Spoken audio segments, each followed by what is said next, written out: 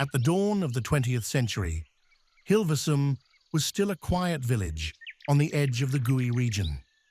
Surrounded by heathland and forests, it was known for its farms, textile workers, and modest rural life. Yet change was already on the horizon.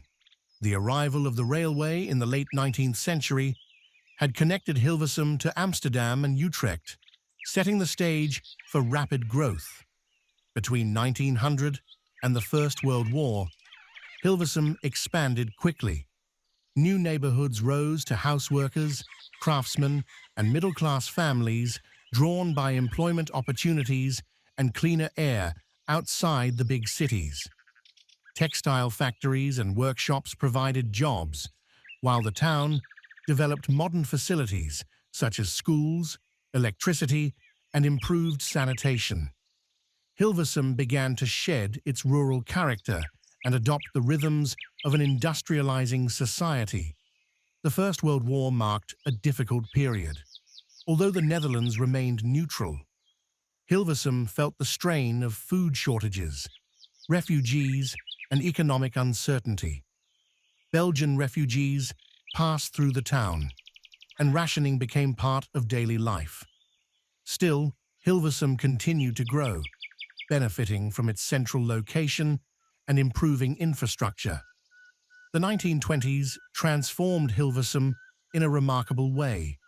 Radio broadcasting emerged as a new medium, and Hilversum became its national center. The establishment of broadcasting associations and radio studios changed the town's identity forever. Voices, music, and news began to travel from Hilversum into living rooms across the country.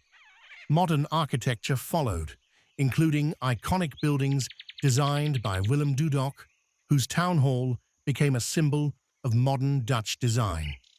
This new role brought prosperity and cultural influence. Engineers, artists, musicians, and journalists settled in the town.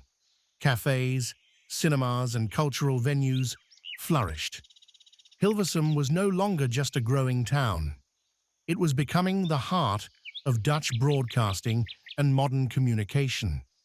The economic crisis of the 1930s slowed growth and brought hardship. Unemployment rose and social tensions increased. Yet radio became even more important during these years, offering comfort, information, and escape. Hilversum's broadcasts connected the nation during uncertain times, reinforcing its unique national role. The Second World War brought occupation and fear. German forces recognized Hilversum's strategic importance as a broadcasting center and took control of radio facilities. Jewish residents were persecuted and deported, and resistance activities were met with harsh punishment.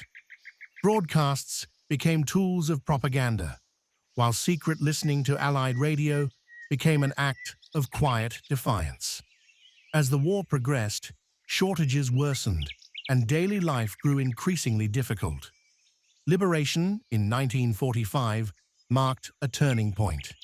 Canadian troops entered the town, and broadcasting once again became a symbol of freedom. Radio played a vital role in reconnecting families, sharing news, and restoring national morale. In the years that followed, Hilversum focused on recovery and rebuilding. Housing expanded, infrastructure improved, and the broadcasting industry resumed its central place in Dutch life. By 1950, Hilversum had completed its transformation. No longer a rural village, it had become a modern town defined by media, architecture, and communication.